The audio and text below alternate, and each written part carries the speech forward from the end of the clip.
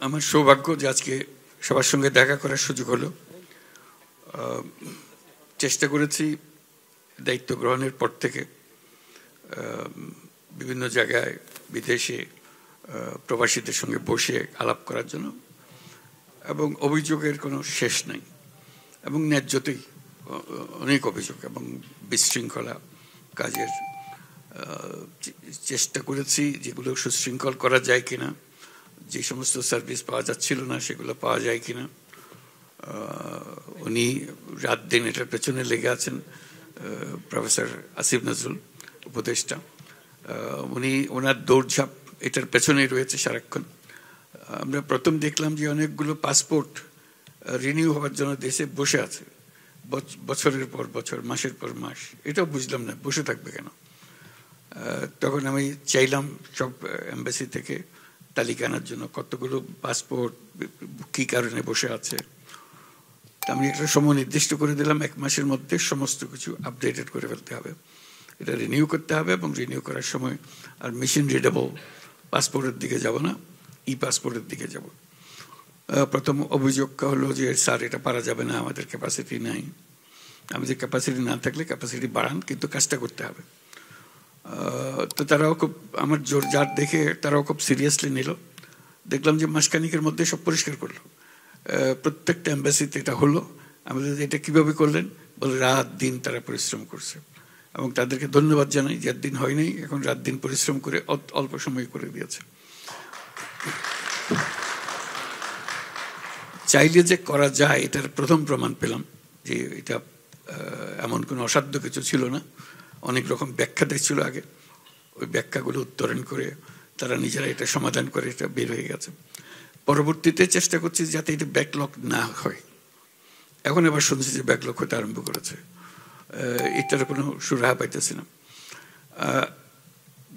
প্রথম চেষ্টা করলাম পাসপোর্ট ইত্যাদি করার মধ্যে বিলম্বের কারণটা কি। বুঝালো যে এটা সরকারের নিয়মে এগুলো হয়। কারণটা হলো পুলিশ ভেরিফিকেশন লাগে। তো আমার প্রথম কাজ হয়তো মনে আছে আপনাদের, পুলিশ ভেরিফিকেশন বন্ধ করে দিলাম। পুলিশ ভেরিফিকেশন পাসপোর্ট করতে হলে পুলিশ ভেরিফিকেশন লাগবে না। প্রথম বললো যে না, এটা পারা যাবে না ইত্যাদি ইত্যাদি। তা বললাম যে একবার করে ফেলি, তারপর দেখি কি অসুবিধা কি হচ্ছে। আমার ব্যাখ্যাটা ছিল এই যে বাংলাদেশে আমি জন্মগ্রহণ করেছি, আমি বাংলাদেশি নাগরিক, আমার পরিচিতি দেওয়ার দায়িত্ব সরকারের। পাসপোর্ট আমার পরিচিতি, কাজে এখানে আমি যদি অপরাধ করে থাকি তাহলে পুলিশ আমাকে ধরবে, পাসপোর্ট আমাকে ধরতে পারবে না। পাসপোর্টের কাজ হলো যে আমার পরিচিতিপত্রটা তাকে দিতে হবে, যেহেতু আমি দেশের নাগরিক। কাজে আমি যখনই এনআইডিটা দেব, আমাকে পাসপোর্ট দিতে সরকার বাধ্য, যেহেতু আমি দেশের নাগরিক। কাজে ওই অর্থে বললাম যে এটা পুলিশ ভেরিফিকেশন। যদি কোনো অপরাধ থাকে সে ব্যাপারে তার সঙ্গে অন্য যাদের সঙ্গে অপরাধীর সঙ্গে ব্যবহার করেন তার সঙ্গে সে ব্যবহার করবেন, কিন্তু যতক্ষণ অপরাধী হিসেবে সে প্রমাণিত না হয় তার এই পাসপোর্ট নেওয়ার সুযোগ দিতে হবে। তো যাই হোক, সে পাসপোর্টের সেই ঝামেলাটা গেল। তারপরে এখন থেকে কাউকে আর পুলিশ ভেরিফিকেশনে যেতে হয় না। দেখলাম যে এরপরে 9 মাস বছর বসে আছে, পাসপোর্ট পাচ্ছে না, পুলিশ ভেরিফিকেশন আসছে না বলে রাতারাতি হয়ে যেতে আরম্ভ করলো। সব রাতারাতি পাসপোর্ট পুলিশ ক্লিয়ারেন্সের অনুপস্থিতিতে এটা হতে আরম্ভ করলো। তো ভালো লাগলো যে এটা পারা গেল জিনিসটা করার জন্য। আরেকটা হলো যে এখানে মেশিন রিডেবলের জন্য যন্ত্রপাতি নাই। আমি যন্ত্রপাতি নিয়ে যান, ওখান থেকে যন্ত্রপাতি দিয়ে করেন। আরেকটা হলো অনলাইন পাসপোর্ট করার কথা।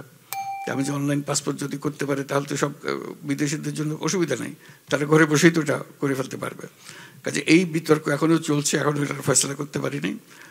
অল্প কিছু ফয়সলা হয়েছে, কিন্তু এই যে একদম সঙ্গে সঙ্গে করে দেবে এটা এ পর্যন্ত অন্তত অ্যাপ্লিকেশনটা করার জন্য আমরা সুযোগ দিচ্ছি। আমরা নাগরিক সেবা বলে একটা আলাদা বেসরকারি প্রতিষ্ঠান সৃষ্টি করেছি। তার কাছে গেলেই পয়সা দিলে সে আপনার এনআইডি, পাসপোর্ট, অন্যান্য যতগুলো সরকারি দলিল দস্তাবেজ, জমির দাখিলা বা যা যা দরকার হয় এগুলো ওখান থেকে নিতে পারবে। এখানেও বারে বারে প্রতিবন্ধকতা আসছে যে এটা ছাড়া এটা হবে না, এটা ছাড়া ওটা হবে না, কিন্তু কিছু কিছু কাজ শুরু হয়ে গেছে। তো এটা আপনাদেরটা ধরতে গিয়ে দেশের লোকের জন্য একই সঙ্গে কাজটা করা যাচ্ছে বলে আমি খুব আনন্দিত যে এটা আমরা ধাক্কাধাক্কি করার পরে এটা কিছু দূর অগ্রসর করতে পেরেছি এবং আশা করি ভবিষ্যতে এটা খুবই সহজ জিনিস হয়ে যাবে। মালয়েশিয়ার ব্যাপারে বারে বারে প্রশ্ন আসছিল। দায়িত্ব গ্রহণের পর থেকেই মালয়েশিয়ার এই সমস্যা যে তারা অনেকজন 18,000 শ্রমিক প্লেনে উঠতে পারেনি, তার এক্সপায়ার করে বা কি কারণে কাট অফ ডেট ছিল, আসতে পারেনি। কাজে এটা খুব খারাপ লাগলো। এরপর পরেই মালয়েশিয়ার প্রধানমন্ত্রী উনি আসলেন বাংলাদেশে। আমরা খুব আনন্দিত হলাম যে তিনি আসছেন আমাদেরকে দেশে প্রথমবারের মতো বাংলাদেশ এই অভ্যুত্থানের পরে একজন প্রধানমন্ত্রী বাংলাদেশ ভিজিটে আসছেন। 2 মাস পরে উনি এসেছিলেন 4 অক্টোবর বাংলাদেশে আসলেন। তো ওনাকে বললাম এই সমস্যাটার কথা, তিনি শুনে বললেন যে হ্যাঁ, এরকম যদি থাকে আমরা নিশ্চয়ই এটা করে দেবো। এটার জন্য এই বিলম্বের জন্য সে প্লেন ধরতে পারে নাই, এটার জন্য তার বন্ধ হয়ে যাওয়ার কিছু না। এই যে 18,000 সেটা আজ পর্যন্ত চলছে, তার মধ্যে 8,000 বোধহয় যেতে পেরেছে না? বলো তো, একটু ব্যাখ্যা করে। আমি একটু বলি আপনাদের। প্রথমে তো বলেছিল 18,000, পরে যখন আমরা 18,000 ভেরিফাই করতে গেলাম দেখলাম 31 মের মধ্যে তাদের বাংলাদেশে আসার কথা ছিল 2024-এর। তো 31 মে পর্যন্ত তাদের তো ভিসা থাকতে হবে। তো আমরা স্ক্রুটিনি করে দেখলাম আসলে ভিসা ছিল 8,000 সামথিংয়ের। তো বাকিদের তো ক্ষেত্রে আমরা দাবি করতে পারি না। ওই 8,000 সামথিংয়ের থেকে আবার কেউ কেউ আপনার মালয়েশিয়ায় চলে আসছে 95 জন, আর 100 জনের মতো বিভিন্ন দেশে চলে গেছে। বাকি যারা আছে ওনাদের প্রসেস শুরু হয়েছে। এই মাসে প্রথম আমরা ইয়েটা পেয়েছি, রিকোয়ারমেন্টটা পেয়েছি অল্প সংখ্যক, কিন্তু এটা আমাদের এই 31শে ডিসেম্বরের মধ্যে ওনারা যতজন যেতে চায় ততজন আসতে পারবে এখানে। যে আপনাকে ব্যাখ্যা করার কারণটা হলো যে এই যে 1 বছর আগে শুরু হয়েছে, এটা এখনো ছাড়া হয়নি। এখানে এসে আবার পার্সু করছি আমরা বাকি জন কখন যেতে পারবে, এটা পরিষ্কার হয়ে গেছে এখন। বাকি 18,000 সবাই যাবে। প্রথম মনে হয়েছিল 18,000 থেকে 8,000 নেবে আর বাকিদের নেবে না, বলছে না 18,000 আমরা প্রত্যেককেই নেব, কেউ বাদ যাবে না। কাজে এটা একটা আনন্দের সংবাদ। উনি এসেছিলেন বলে, উনি আমাদের প্রতি সহানুভূতিশীল ছিলেন বলে তখনই তাৎক্ষণিকভাবে উনি সিদ্ধান্ত দিয়েছিলেন, প্রেস কনফারেন্সে বলেছিলেন যে আমরা একটা ব্যবস্থা করবো, একটা না একটা ব্যবস্থা করবোই। উনি করছেন। আজকেও দীর্ঘ মিটিং হয়েছে ওনার সঙ্গে। আরও নানা বিষয়ে যাতে প্রক্রিয়া সহজ করা যায় এগুলো নিয়ে আমরা আলাপ করেছি। আশা করি এই মালয়েশিয়ার যে সমস্ত সমস্যা এখানে জমা হয়ে আছে সেই জমাট সমস্যাগুলোকে আমরা সংস্কার করে ফেলতে পারবো, পরিষ্কার করে ফেলতে পারবো। আরটা হলো যে প্রবাসী বাংলাদেশিরা যারা বিদেশে আছেন তাদের কন্ট্রিবিউশন, অবদান আমাদের অর্থনীতির কী অবস্থা আপনাদের মনে আছে। ব্যাংক খালি, যত টাকা পয়সা আছে খালি করে নিয়ে গেছে।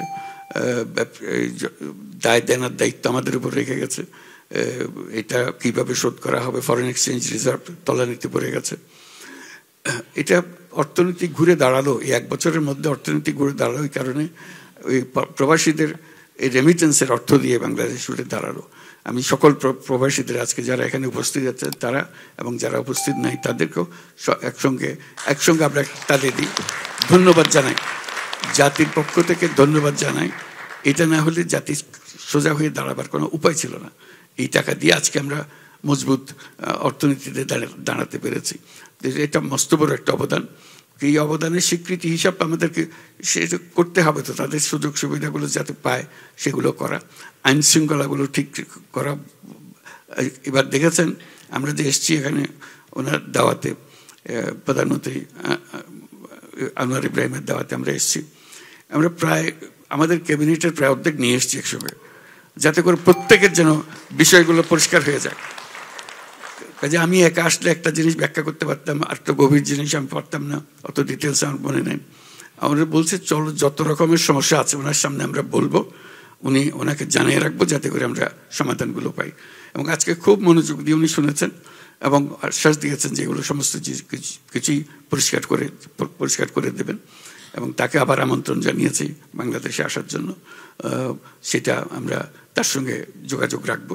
তিনি খুব আমাদের প্রতি সহানুভূতিশীল, যাতে আমরা এগিয়ে যেতে পারি কোনো বাধাবন্ধক ছাড়া। তার কাছে আমরা বিনিয়োগের কথা বলেছি, ব্যাপকভাবে মালয়েশিয়ান বিনিয়োগ বাংলাদেশে হোক। একটু আগে আমরা বিনিয়োগকারীদের সঙ্গে বৈঠক করছিলাম। মালয়েশিয়ার থেকে বড় রকম বিনিয়োগ আশ্বাস আমরা পেয়েছি, সেখানে আমরা যাতে করে এই বিনিয়োগের ধারা অব্যাহত রাখতে পারি তারাও চেয়েছে আমাদের সঙ্গে কাজ করার জন্য। কাজে মালয়েশিয়া একটা এখন জটিল একটা পরিস্থিতির মধ্যে ছিল আমরা যখন এসেছি, এই জটিলতার থেকে আমরা মুক্ত করছি যাতে সবাই যে সহজভাবে এখানে ঢুকতে পারে, এখানে কাজকর্ম করতে পারে। এই যে ভিসা কি বলে মাল্টিপল ভিসা করে দিল, এটা একটা বড় রকমের সাহায্য আমাদের জন্য। আমরা সার্বিকভাবে বাংলাদেশের পরিস্থিতি আপনাদের দোয়ায় অনেক স্বস্তির জায়গাতে এসেছি। আমরা অর্থনৈতিক জায়গা থেকে আমরা স্বস্তির জায়গাতে এসেছি। সংস্কারের মাধ্যমে আমাদের সংবিধান সংস্কার, অন্যান্য আরও যত সংস্কার আছে সেগুলো নিয়ে সংস্কার কমিশনগুলো ছিল, তারা রাজনৈতিক দলগুলোর সঙ্গে ক্রমাগত বৈঠক করছে। আপনারা নিশ্চয়ই টেলিভিশনে দেখেন সেগুলো, যাতে করে আমরা সবাই একমত হতে পারি। এখন ঐক্যমতে পৌঁছার কাছাকাছি আমরা এসেছি। সে ঐক্যমত হয়ে গেলে আমরা একটা সনদ ঘোষণা করব। এই মাসের মধ্যে আশা করি সনদ ঘোষণা করতে পারবো। ইতিমধ্যে আমরা জুলাই ঘোষণা 5ই আগস্টে আমরা জুলাই ঘোষণা দিয়েছি। সারা জাতি একত্র হয়ে সব দলের নেতাদের নিয়ে আমি সংসদ ভবনের সামনে দাঁড়িয়ে এই ঘোষণা দিয়েছি। এখন অপেক্ষা করছে শুধু জুলাই সনদ। জুলাই সনদটা হয়ে গেলে বাংলাদেশের নিয়ম কানুন এবং শাসন কনস্টিটিউশনে যে সমস্ত পরিবর্তন আসবে এগুলোর সিদ্ধান্ত হয়ে যাবে। যতটুকু আমরা সবাইকে একমত করতে পেরেছি, আমাদের আশা ছিল অনেক বেশি করতে পারবো। এখনো ধারণা হচ্ছে না সেই পরিমাণ আমরা যেতে পারবো কিনা, সব দলকে একত্র করে আমরা যেতে পারবো কিনা। কিন্তু ইতিমধ্যে তাদের অগ্রগতি দেখে আমি নির্বাচন ঘোষণা করেছি। ফেব্রুয়ারি মাসে নির্বাচন হবে এবং তার মধ্যে একটা উল্লেখযোগ্য বিষয় হলো, এবং সঙ্গে সঙ্গে আমার উল্লেখ করে দিয়েছি, প্রবাসীদের জন্য এবার ভোটাধিকার দিতে হবে। এবার তারা যেন ভোট দিতে পারে। এটা আমাদের একটা নতুন অভিজ্ঞতা হবে। আমরা যে যেখানে আছেন, আপনার যে যেখানে কর্মরত আছেন, সেখান থেকে আপনি যদি ভোটার হন, আপনার অনেক জিনিসের অভাব আছে, পাসপোর্ট রিনিউড হয় না বা কিছু একটা হয়েছে, কিন্তু ভোটার আপনি হবেন। ভোটার হবেন, আপনি ভোট দিতে পারবেন। যতক্ষণ পর্যন্ত বাংলাদেশের নাগরিক আপনি ভোট দিতে পারবেন। কাজেই সেটার ব্যবস্থা হয়েছে এবং ইলেকশন কমিশনের সঙ্গে আমাদের আলাদা আলোচনা হয়েছে। তারা আশ্বাস দিয়েছে যে তারা সমস্ত প্রস্তুতি দিচ্ছে যাতে এই ইলেকশনে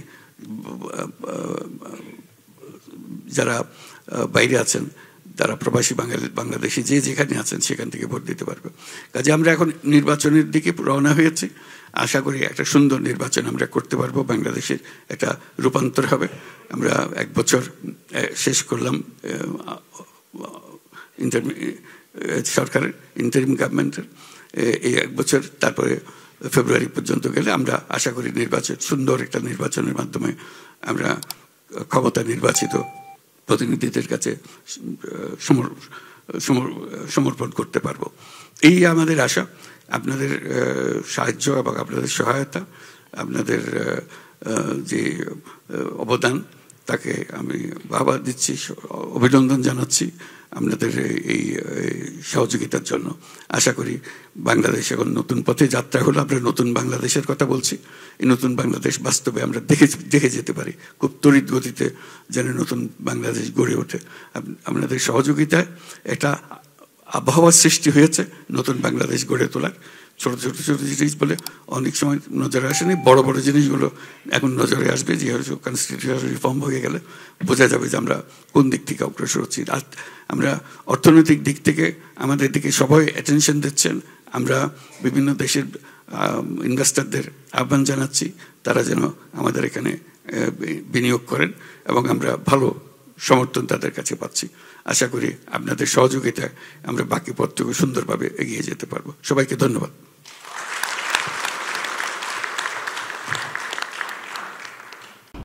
আপনি কি বৈধভাবে কর্মী হিসেবে বিদেশে যেতে চান? আপনি কি রেমিটেন্স যোদ্ধা হিসেবে প্রবাস জীবনযাপন করছেন? আপনার জন্য প্রয়োজনীয় এবং জরুরি সকল তথ্য হাতের মুঠোয় পাচ্ছেন প্রবাস তথ্য কেন্দ্রে। প্রবাস তথ্য কেন্দ্র ইউটিউব চ্যানেল, এরই মধ্যে 10 লাখের বেশি সদস্যের বিশাল একটি পরিবার আমরা এখন।